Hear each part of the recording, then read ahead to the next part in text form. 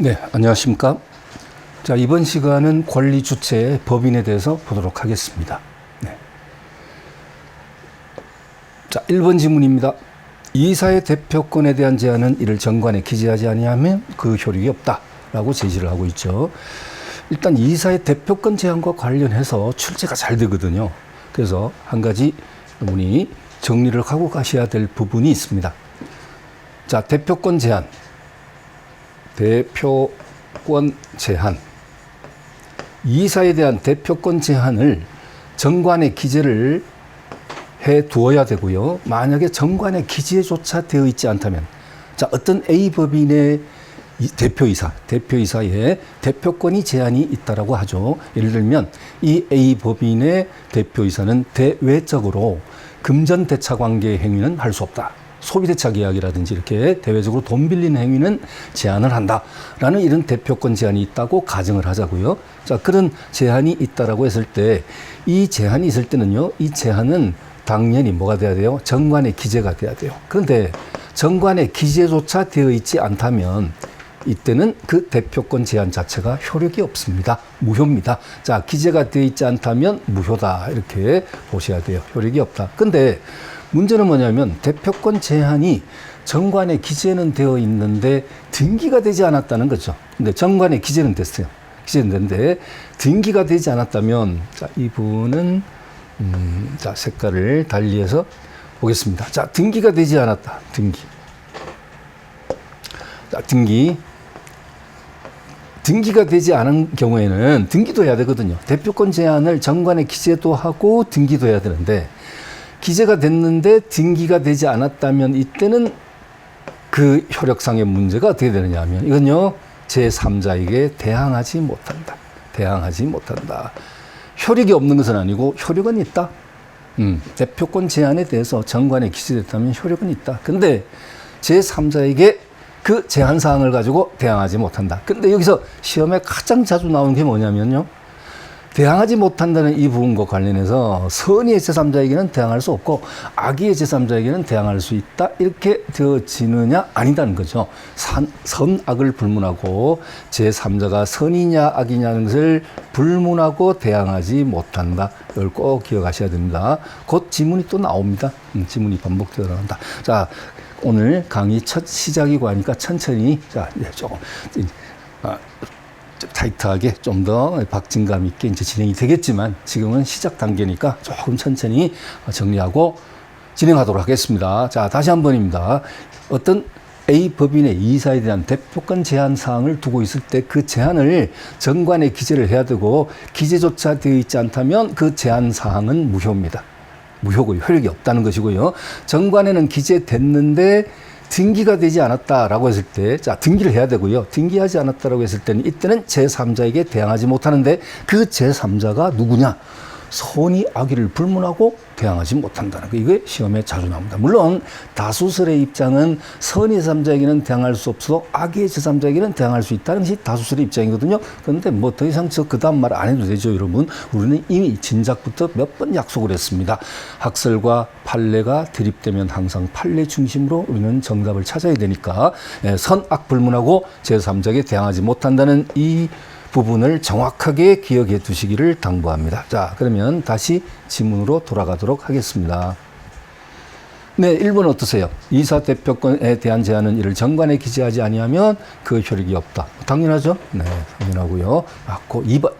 정관의 변경사항을 등기해야 되는 경우 이를 등기하지 않으면 제3자에게 대항할 수 없다. 또 비슷비슷하게 지문들이 나오지 않아요. 그죠? 근데 이것도 마찬가지입니다, 여러분. 이것도 마찬가지로 정확하게 이 두 마디만 기억하시면 돼요. 시험 나옵니다. 이거 나오는데요. 자, 뭐냐면 법인의 설립 등기. 자, 여러분, 법인의 설립 등기는, 설립 등기가 뭐예요? 우리나라의 법인, 사단법인과 민법상 법인인 사단재단법인은 주무관청의 허가와 설립 등기를 해야지 명실공히 권리 능력이 인정이 되죠. 그렇죠? 그래서 바로 그 설립 등기입니다. 이 설립 등기는 성립 요건으로서의 등기예요.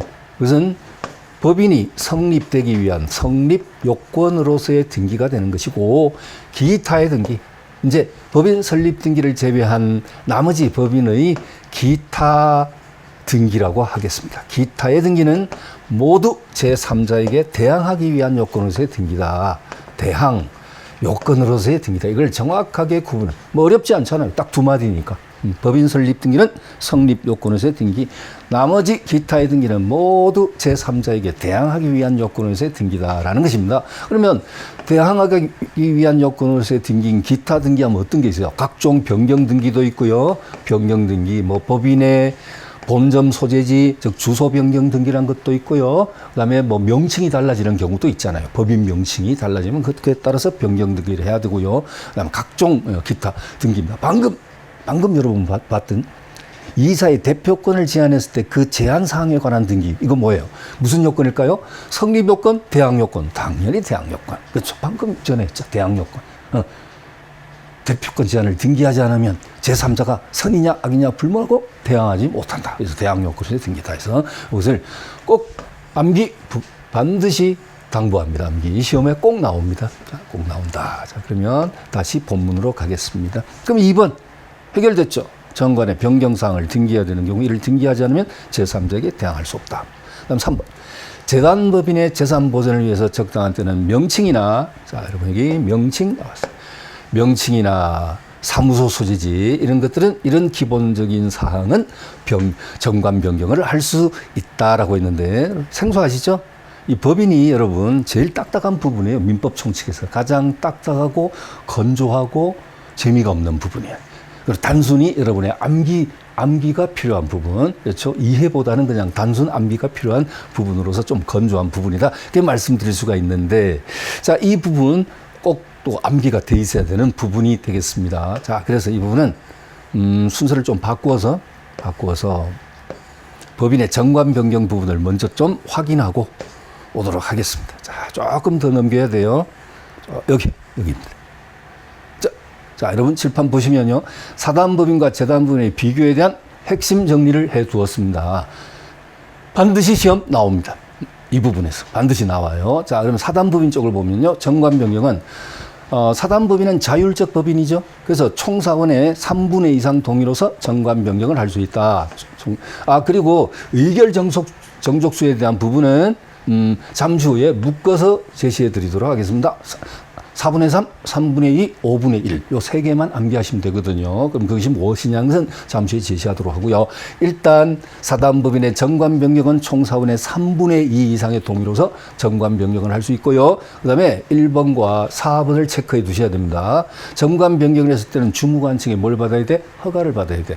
허가를 받지 않으면 정관 변경의 효력이 없습니다. 그렇죠. 자, 그런데 문제는 사단법인의 정관 변경은 자율적 법인이라 그다지 뭐 이건 시험에서도 그렇게 잘 안 물어봐요. 근데 재단법인의 정관 변경은 좀 조심해야 됩니다. 일단 원칙적으로 변경이 불가하다는 것을 기억하시고, 원칙은 재단법인은 정관 변경이 불가하다. 이유가 뭘까요? 재단법인은 자율적 법인이 아니고 타율적 법인이거든. 애초에 설립자가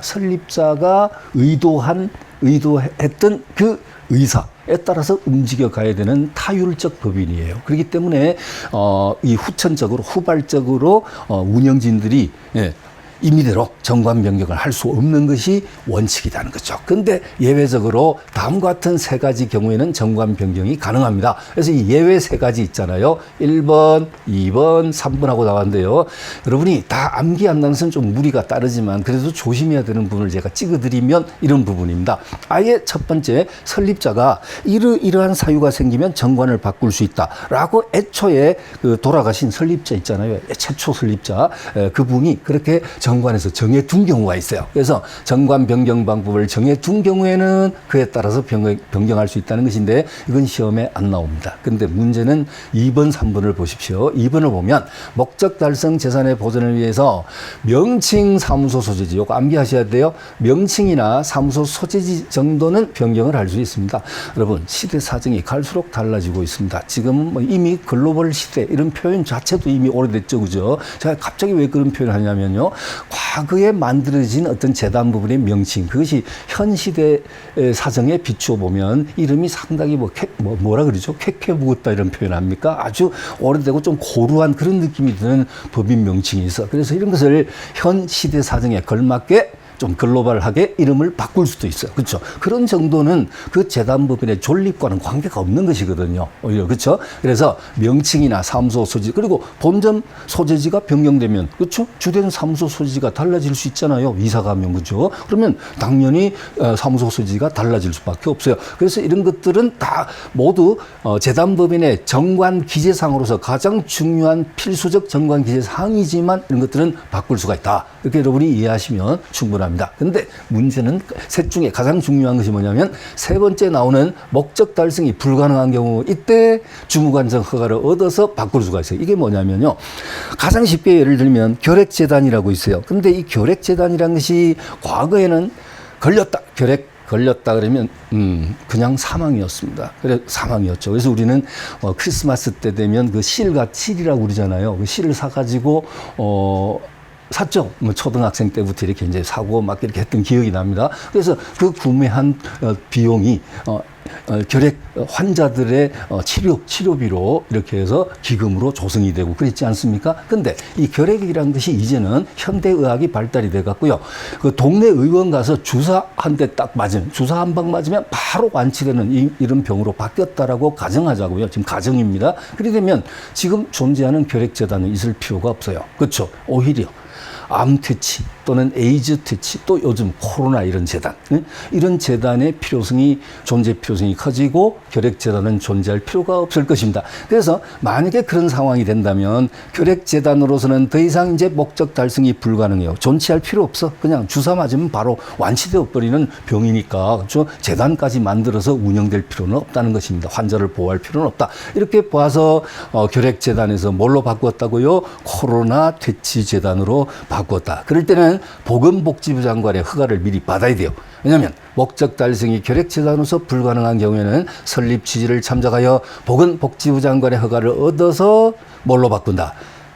코로나 퇴치재단으로 정관을 바꾼다는 거예요. 여러분 이해되셨죠? 그렇죠? 그래서 이 3번이 가장 좀 중요한 부분이 됩니다. 근데 너무 이 미세하게 좀 디테일하게 들어가는 것인지는 모르겠습니다만은 이 1, 2번과 3번은요. 주무관청 허가 순서가 달라요. 1번, 2번은 정관을 바꾸고 난 다음에 주무관청 허가를 받고 3번은 뭐냐면 미리 주무관청 허가를 받아서 정관을 바꾸는 거예요. 순서가 다르죠. 절차 순서가 다르죠. 그 점도 여러분 참고해 주시기 바랍니다. 자, 시험에는 거기까지 미세하게 들어갈 가능성은 사실은 없지만 그럼 어디까지 출제 가능성이 있느냐? 바로 여기까지. 그 재단법인은 원칙적으로 정관 변경이 불가하다. 단 예외적으로 이러한 경우에는 정관 변경을 할 수 있다. 이런 정도 여러분 아시면 되겠습니다. 첫 번째 정관 변경 방법을 설립자가 정하고 있는 경우, 그 다음에 명칭 사무소 소재지 변경할 수 있는 경우, 그 다음에 목적 달성이 불가능한 경우 이렇게 봤습니다. 그래서 여기 마지막으로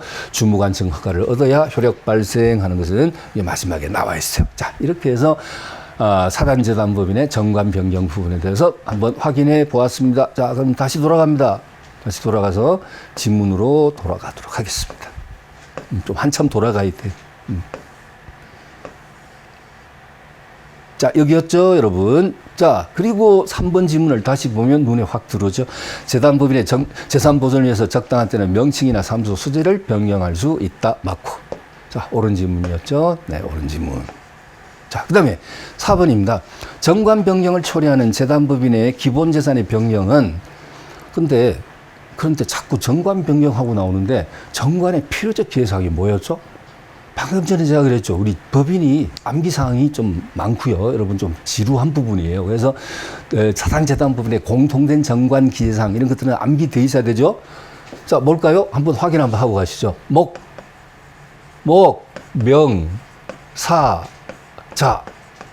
목명사자 이 5개가 사단재단법인의 공통된 정관기재사항이다. 자, 여러분 생각 안 나시면 여러분 가지고 계신 교재 찾아보시기 바랍니다. 아니면 핵심 정리에도 나와 있어요. 우리 교재에도. 그러니까 꼭 여러분이 찾아보시고 시간 관계상, 시간 아낄 겸 같이 찾지를 않겠습니다. 자, 방금 사단재단법인의 공통된 정관기재사항이 뭐라고요? 목명사자이에요. 목명사자이. 목명사자가 뭐냐면 목이 뭐예요? 목적, 명칭, 사무소 소재지, 자산에 관한 규정, 이사의 인면에 관한 규정. 여기까지가 사단재단법인의 공통된 정관계사항. 그리고 여기서 추가해서 사단법인의 특유한 정관계사항은 여기에 추가가 되는 거예요. 그죠? 사단법인의 특유한 정관계사항은 자, 사원 자격의 득실에 관한 규정. 존립 시기와 해산 사유를 정한 때는 존립 시기와 해산 사유를 정한 때는 그 시기 또는 사유. 그래서 사존해가 추가가 돼요. 뭐가? 사단법인의 정관계상의 필수적 계상은 이 사존해가 추가된다. 사가 뭐다? 사원 자격 득실에 관한 규정, 존립 시기나 해산 사유를 정한 때는 그 시기 또는 사유, 이것이 추가되는 거예요. 그러면 사단재단의 공통된 정관계상은 이 5개 목명사자인데 이 중에서 가장 중요한 게 뭐냐? 바로 이 자산에 관한 규정이다. 이거다. 자, 그렇다면 방금 여기 나와 있는 지문 4번은요. 목명사자 2에서 자에 해당되는 거예요. 한번 보실래요? 자, 정관 변경을 초래하는 재단법인의 기본재산 변경은 기존의 기본재산을 처분하는 행위를 포함하지만 여러분 기존의 기본 재단법인의 어떤 X 토지가 있다. 이 토지를 처분하는 것도 무엇의 변동을 가져와요? 자산에 관한 규정에 자산에 관한 변동을 가져오지 않습니까? 그런데 문제는 새로이 기본재산으로 편입하는 행위. 자, A 재단법인의 어떤 건물이 있는데 그 건물을 처분하고 새로이 증축된 건물을 새로이 재산으로 편입시킨다라고 한다면 여러분 편입하는 행위를 포함하지 않는다가 아니고 당연히 포함하는 거죠. 왜요? 여러분 회계의 뭐라 그러죠? 회계 원리. 뭐 상업부기 예전에 근데 보면 거래 판료소 이런 거 나오죠. 그죠? 뭐 자본 증가 감소, 자산 증가 감소, 부채 증가 감소 이런 거 나오지 않습니까? 그죠? 그러니까 왜 갑자기 그런 얘기를 하냐면요. 재산이 외부로 빠져나가는 것도 자산에 관한 변동을 초래하지만 들어오는 것도 당연히 자산에 관한 변동을 초래하는 거 아니겠습니까? 그건 완전 상식이죠. 자, 그래서 이 지문 보십시오. 이 지문도 조심하세요. 2024년 노무사 시험에 나왔던 지문이네요. 이런 것은 최근에 나오면 다시 반복될 가능성이 희박하지만 그래도 확인해 두시기 바랍니다. 자, 확인됐죠? 그래서 기본 재산을 외부로 처분하는 것도 정관 변경을 초래하는 것. 왜? 자산에 관한 변동을 초래하니까. 그러나 외부로부터 재산을 유입시키는 것도 자산에 관한 변동을 초래하기 때문에 정관 변경 사항이다. 따라서 뭐 한다? 주무관청 허가를 받아야 돼요. 아시겠죠? 네. 자, 정관 변경은 항상 마지막 말이 뭐에 방점을 찍어야 돼? 주무관청 허가가 필요하다는 거. 필요하다. 자, 알겠습니다. 좋습니다. 됐고. 그 다음에 5번 지문입니다. 5번 지문. 자, 정관에서 대표이사의 해임 사유를 정한 경우 대표이사의 중대한 의무 위반 등 특별한 사정이 없는 한 법인은 정관에서 정하지 아니한 사유로 대표이사를 해임할 수 없다라고 했는데 당연히 옳은 질문이죠. 여기 보시면 정관에서 대표이사의 해임 사유를 정하고 있답니다. 정한 경우에는 중대한 의무 위반 등 특별한 사정이 없다면 법인은요 정관에서 정하지 않은 사유로 대표이사를 임의로 해임할 수 없다. 그렇죠? 네, 그래서 옳은 질문입니다. 자, 반복 가능성 약합니다, 여러분. 올해 나왔어요, 올해 시험에 나왔기 때문에 이런 것들은 참고 정도 해 주시기 바랍니다. 자, 그 다음에 다음 질문. 각 사원은 평등한 결의권을 가지며, 자, 정관으로도 달리 정할 수 없다는데, 사원권. 여러분, 사단법인의 각 사원들이 가지고 있는 그 사원권은요, 평등한 결의권이 있다는 거 맞고요. 정관으로 달리 정할 수 없다가 아니고 있다. 자, 돼야 되고요. 그 다음에 사단법인의 사원의 지위는 양도 상속할 수 없고 이것도 정관으로 달리 정할 수 있습니다. 없다가 아니고 있다. 자, 이렇게 해서 확인해 주시기 바랍니다. 자, 넘어갑니다. 그리고 마지막으로 사단법인의 정관의 법적 성질은 자치법규라고 합니다. 정관의 법적 성질은 자치법규이다. 자, 옳은 표현입니다. 옳은 표현입니다. 그리고 또 다음 지문. 자, 다음 지문. 자, 20번 기출문제 지문 분석. 자, 1번 지문입니다. 정관에 다른 규정이 없는 한, 정관 변경을 위해서는 총사원의 3분의 2 이상의 동의가 있어야 한다. 네, 어디입니까? 사단법인의 경우를 말하는 것이죠. 그 다음에, 사단법인의 임시총회 소집의 의결 정족수 5분의 1 이상. 그래서 이쯤에서 이렇게 정리 한번 하고 가시죠. 자, 요거 지우고, 정리 한번 하고 가자. 총사원의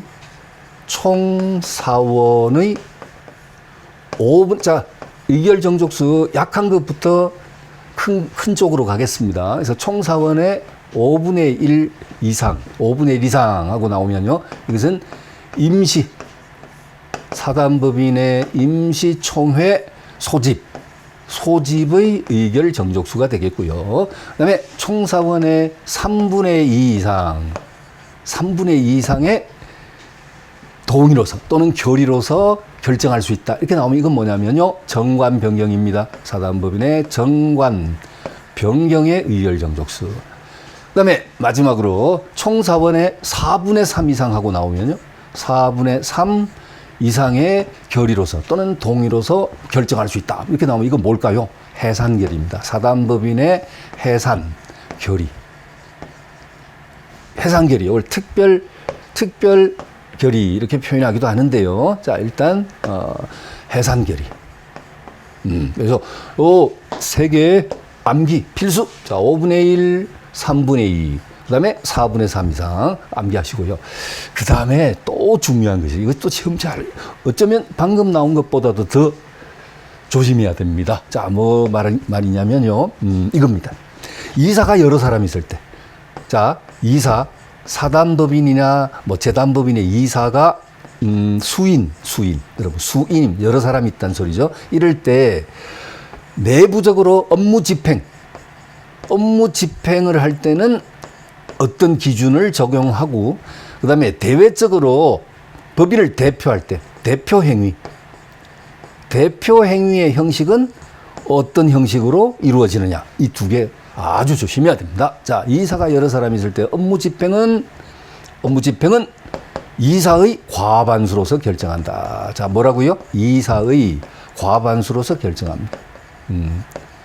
과반수로서 결정한다. 업무 집행. 자, 이사가 여러 사람이 있을 때 내부적인 업무 집행은 이사의 과반수로서 결정하고 세 사람이 있다면 두 사람 합의 보면 업무 집행 결정할 수 있어요. 그렇죠? 과반수는 절반 이상이니까. 그렇죠? 근데 절반 이상이라고 해도 절반 초과죠. 과반이니까 반은 넘어야 되니까. 그죠? 그다음에 대표 행위의 형식은요. 이사가 여러 사람이 있다 하더라도 대외적으로 이 A 법인을 대표하는 형식, 대표하는 행동 이런 것들은 어떻게 하냐면 각자 대표가 원칙입니다. 뭐라고요? 각자 대표가 원칙이다. 이거 암기, 기억, 시험 꼭 나옵니다. 제가 나온 다음에 분명히 나옵니다. 여러분 믿고 따라주시기 바랍니다. 반드시 시험 나옵니다. 근데 그렇잖아요. 내용이 어려워서 그래서 내가 미처 이 문제에 대처를 못했다. 그래서 득점하지 못했다 하면 그래도 물론 억울하긴 하죠. 근데 문제는 뭐냐면 하면 내용은 어려운 게 아니라 단순 암기 사항인데 그 암기를 내가 부실히 해가지고요. 미처 대처하지 못해서 득점을 하지 못했다고 한다면 그것만큼 억울한 것은 없습니다. 그건 진짜 자책을 해야 됩니다. 그렇죠? 그래서 이런 것들은 필수 암기 사항으로서 반드시 시험 지문에 나온다고 제가 여러분에게 강조 드리겠습니다. 자, 그러면 이렇게 한번 보고 난 다음에 다시 지문으로 돌아가서 여러분이 보시면 수월하게 대처가 되어질 수 있다. 이렇게 보겠습니다. 자, 그러면 방금 1번 바로 확인되죠. 정관에 다른 규정이 없는 한 정관 변경을 위해서는 총사원의 3분의 이상, 정관 변경 소리 나왔어요. 3분의 이상 맞고. 그 다음에 2번 정관에 다른 규정이 없는 한 총사원의 5분의 1 이상 소리 나오면 뭐예요, 여러분? 임시총회 소집, 자동 암기. 자, 됐고요. 그 다음에 3번 이사가 수인인 경우에 법인에 자, 사무집행이라고 나왔어요. 사무집행이라고 떴습니다. 자, 그럼 어떻게 돼? 이사의 과반수 이렇게 나와야 되죠. 맞나요? 네, 맞죠. 나왔죠. 그런데 출제자가 아주 치사합니다. 어떻게 함정파는지 아세요? 이사가 수인인 경우에 법인의 사무집행은 뭐 각자 대표를 원칙으로 하는 이런 식으로 사무집행을 물어놓고 각자 대표가 왜 나오냐고요. 각자 대표는 뭐 할 때? 대표 행위 형식을 물을 때. 그렇죠. 대표 행위 형식. 그래서 이렇게 지금은 정확하게 옳은 지문이고요. 그 다음에 4번. 재단법인의 정관 변경은 정관에 정한 방법에 따른 경우에도 주무관적 허가를 얻지 않으면 효력이 없다. 여러분, 정관 변경 소리 나오면 사단이든 재단이든 궁극의 방점은 어디에 찍혀야 돼? 주무관청 허가. 이게 여기에 찍혀야 된다 그랬죠? 주무관청 허가 얻어야지 정관 변경은 효력이 발생한다는 것이고요. 그 다음에 5번. 정관의 임의적 계상. 임의적 계상하면 뭐가 있죠? 하니까 여러분, 기억이 안 나. 정관의 임의적 기회상이 뭡니까? 라고 제가 여러분에게 반문했어요. 그랬더니 여러분 대답 못해. 대답 못하는 게 당연하지. 왜? 임의적 기회상은 암기사항이 없거든요. 아니, 필수적 기회상은 여러분이 암기하고 있잖아. 방금 전에 목명사자이. 그죠? 목적, 명칭, 사무소 소지, 자산에 관한 규정, 이사, 인면에 관한 규정. 그죠? 목명사자이. 유치하게 목면사자이. 그렇게 기억하고 있다. 그죠? 그래서, 그것이고, 사단법인은 거기에 사존해가 플러스 되죠? 사원 자격 득실에 관한 규정, 존립식이나 해산사유를 정한 때는 시기 또는 사유 그랬잖아요. 그것이 필수적이고요. 여기서 임의적 기회상은 특별히 나열된 게 없어요. 근데 한 가지 조심할 점은요. 사단이든 재단이든 임의적 기회상을 기재를 했어요. 정관에 기재를 하게 되면 그때는 필수적 기회상과 효력상의 차이가 없다. 임의적 기회상이지만 정관에 기재가 됐어. 그렇다면 필수적 기회상과 효력상 차이는 없습니다. 자, 그렇다면 그거 들어주신 상태에서 5번 질문 보십시오. 정관의 임의적 기회상은 정관에 기재되더라도 정관의 변경 절차 없이 변경할 수 있다. 지금 제 방금 마지막 말 들은 입장에서 여러분이 이 지문 OX 판단 좀 해주실래요? 임의적 기회상은 제가 뭐랬어요? 기재가 되면 그때부터는 필수적 기회상과 효력상 차이가 없다 그랬잖아요. 그러니까 만약에 바꾸려면 변경 절차가 반드시 필수다. 변경 절차 어떤 절차? 방금 주무관차 허가 받아야 된다 했잖아. 그죠? 그래서 3분의 2 이상 뭐 동의로 여기. 정관 변경을 위해서 사단법인 같은 경우에는 3분의 2 이상. 그래서 변경 절차 없이 변경할 수 있다. X. 자, 그 다음에 6번입니다. 자, 6번. 총회는 정관의 규정이 있으면 소집 통지에 기재한 목적 사항 이외에 대해서도 결의할 수 있다라고 했는데요. 반드시 소집 통지에 기재한 목적 사항에 한해서 결의해야 돼. 그 이외는 안 돼. 그래서 이런 것이 이제 애매하죠. 이런 것이, 옳은 것 같기도 하고, 틀린 것 같기도 하고, 아주 애매한데요. 요거 지문만 따로 딱 띄워놓고 보면요. 그러나 좀 조심은 필요하다. 이렇게 생각이 됩니다, 여러분. 네. 이해되셨죠? 네, 그래서 정관의 규정이 있으면 소집 통지에 기재한 목적사항 이외에 대해서도 결의할 수 있는데 통지에 기재한 목적사항에 한해서 결의할 수 있다. 이렇게 여러분이 이해하셔야 되겠습니다. 아시겠죠? 네. 네, 자, 그 다음에 그렇죠?